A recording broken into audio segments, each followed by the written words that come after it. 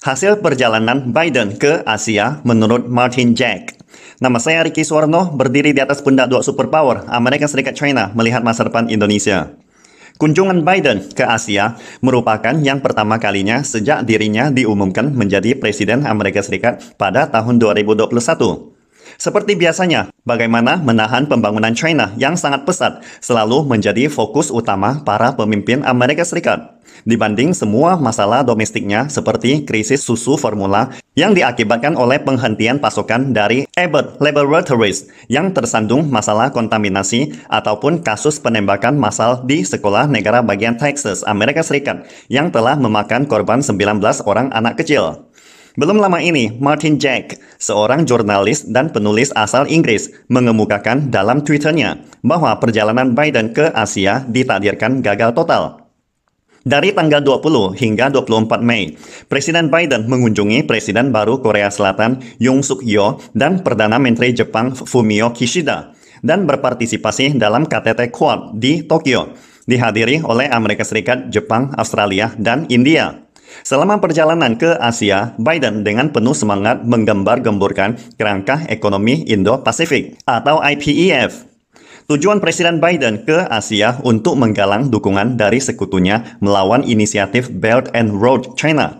Tetapi itu akan menjadi kegagalan yang menyedihkan, kata Martin Jack, penulis buku When China Rules the World. China telah membentuk kerjasama ekonomi yang sangat kuat di Asia sejak awal tahun 90-an. Sebaliknya, Amerika Serikat sama sekali tidak menawarkan akses pasar buat Asia, melainkan tongkat yang semakin besar, dengan wortel yang semakin kecil atau berkurang. Media Barat juga menekankan perjalanan Biden ke Asia hanya untuk memobilisasi sekutu Asia untuk menahan China, terutama dalam masalah rantai pasokan untuk melemahkan keunggulan China. Selain itu, Presiden Biden ke Asia juga ingin menunjukkan kepada dunia luar bahwa Amerika Serikat masih bos besar dunia dan tidak akan terganggu oleh konflik Rusia dan Ukraina. Martin Jack mengatakan ada 3 perjanjian perdagangan utama di Asia, seperti Regional Comprehensive Economic Partnership atau disingkat RCEP, yang merupakan area perjanjian perdagangan bebas terbesar di dunia, CPTPP, dan Belt and Road Initiative. China telah berpartisipasi dalam ketiga perjanjian perdagangan, tetapi Amerika Serikat tidak berpartisipasi sama sekali. Amerika Serikat telah ketinggalan bus lebih dari 20 tahun yang lalu, dan sekarang masih menunggu bus di halte bis. Martin Jack membuat kesalahan kecil di sini. China sebenarnya masih belum menjadi anggota CPTPP. Pendahulu CPTPP adalah TPP yang diusulkan oleh mantan Presiden Barack Obama, membentuk lingkaran kecil kawasan perdagangan bebas di Asia Pasifik untuk mengeluarkan China.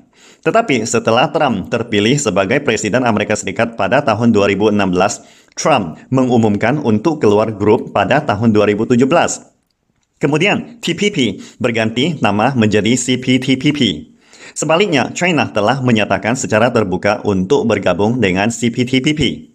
Ada sebagian netizen Amerika menyesalkan kesuksesan China menerapkan rencana pembangunan infrastruktur skala besar di seluruh dunia melalui program Belt and Road, sambil bertanya bagaimana seharusnya Amerika Serikat bersaing dengan China.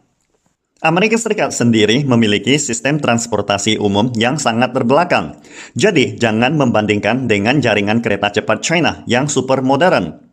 Netizen dunia percaya seperti yang diprediksi Martin Jack. Strategi baru Amerika Serikat di Asia Pasifik kemungkinan besar akan gagal total, sehingga mereka khawatir Amerika Serikat akan membuat kerusuhan di kawasan Asia Pasifik. Berhubung logika Amerika Serikat adalah, jika Paman Sam tidak bisa mendapatkannya, maka negara lain juga tidak boleh memilikinya. Paman Sam tidak pernah memikirkan apa yang dibutuhkan orang Asia. Mereka hanya memikirkan apa yang dibutuhkan dan dapat diperoleh Amerika Serikat. Strategi Amerika Serikat saat ini terhadap China sedang mengalami beberapa perubahan baru. Setelah pecahnya konflik Rusia-Ukraina, Amerika Serikat menggunakan perang proksi melawan Rusia. Untuk mencapai tujuannya, Amerika Serikat mengerahkan sekutunya di seluruh dunia untuk mengutuk dan memberikan sanksi ekstrim terhadap Rusia. Amerika Serikat menyediakan berbagai bantuan pinjaman berupa militer dan ekonomi kepada Ukraina dengan harapan menyeret dan menghancurkan Rusia. Dalam konteks ini, meskipun Amerika Serikat pasti terganggu oleh konflik Rusia dan Ukraina, tetapi Amerika Serikat selalu terobsesi untuk menahan perkembangan China. Namun seperti yang dikatakan oleh Martin Jack, tindakan Amerika Serikat saat ini di kawasan Asia Pasifik terutama berfokus pada bidang militer dan keamanan, seperti AUKUS maupun memainkan kartu Taiwan untuk mengontrol China. Amerika Serikat terus memperkaya konten ekonomi dari strategi Indo-Pasifik. Misalnya, Presiden Biden mengadakan KTT khusus Amerika Serikat dengan ASEAN pertama di Washington bulan ini. Kemudian mengunjungi Jepang dan Korea Selatan dan berpartisipasi dalam KTT Quad. Selain konten militer dan keamanan, konten ekonomi tentu juga akan disorot. Amerika Serikat sangat ingin membangun rantai pasokan, rantai industri, sistem rantai nilai, dan sistem pasar dengan mengeluarkan China dari permainan. Dengan begitu, Amerika Serikat dapat mempersiapkan kemungkinan terjadinya pertikaian antara China dan Amerika Serikat di masa depan, sehingga dapat mengurangi kerugian ketika Amerika Serikat berperang atau menjatuhkan sanksi ekstrim kepada China. Presiden Biden percaya dengan mengeluarkan China dari sistem rantai pasokan akan melemahkan potensi pembangunan ekonomi China dalam jangka menengah dan jangka panjang. Namun, seperti yang ditekankan Martin Jack, China sendiri terletak di kawasan Asia Pasifik, telah terlibat secara mendalam di kawasan selama lebih dari 30 tahun, telah berpartisipasi secara mendalam dalam berbagai perdagangan bebas dan rencana integrasi regional di kawasan, dan telah memainkan peran yang sangat penting di kawasan ini. Sebaliknya, Amerika Serikat sama sekali tidak berpartisipasi dalam RCEP karena alasannya sendiri. Mengingat suara domestik Amerika Serikat yang menekankan anti perdagangan bebas dan anti globalisasi. Tidak mungkin bagi Amerika Serikat untuk kembali ke CPTPP dalam jangka pendek. Jadi, Amerika Serikat hanya bisa membuat kerusuhan di kawasan Asia Pasifik. Sebaliknya, bagi negara-negara di kawasan Asia Pasifik, yang paling dibutuhkan adalah perdamaian, stabilitas, pembangunan, dan kemakmuran.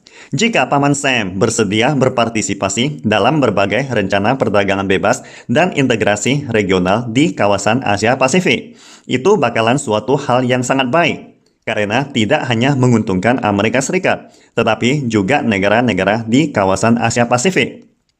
Namun, jika Amerika Serikat tidak bersedia membuka pasarnya kepada negara-negara Asia Pasifik, juga tidak bersedia memberikan dana dan teknologi utama kepada negara-negara Asia Pasifik untuk membantu mereka memecahkan masalah pembangunan mereka, melainkan hanya ingin mendapatkan keuntungan belaka, maka bisa dipastikan strategi Amerika Serikat di Asia Pasifik ditakdirkan akan gagal total, tambah Martin Jack. Karena bagi negara-negara Asia Pasifik, dengan terus bekerja sama dengan China dapat memperoleh pasar besar 1,4 miliar konsumen. Lebih banyak dana untuk pembangunan infrastruktur dalam negeri mereka, termasuk lebih banyak transfer dan bantuan teknologi. Negara-negara Asia Pasifik bukanlah orang dengan IQ di bawah rata-rata. Semuanya tidak mungkin bersedia menjadi pion Amerika Serikat untuk melawan China. Perlu diketahui, kerjasama ekonomi Asia Pasifik atau APEC memiliki total 21 anggota negara. Saat ini hanya Australia, Jepang, dan Korea Selatan yang paling intim ke Amerika Serikat. India bergabung dengan Quad sebenarnya untuk melindungi persaingannya dengan China. India selalu berpikir India sendiri adalah negara superpower, sehingga tidak tertarik untuk bertindak sebagai pion bagi Paman Sam. Lagi pula, di kawasan Asia Pasifik, Amerika Serikat dan beberapa sekutunya hanyalah minoritas. Minoritas ini tidak hanya tercermin dalam jumlah negara, tetapi juga dalam konsep pembangunan. Kawasan Asia Pasifik adalah kawasan dengan tingkat pertumbuhan tercepat dan potensi pembangunan terbesar di dunia.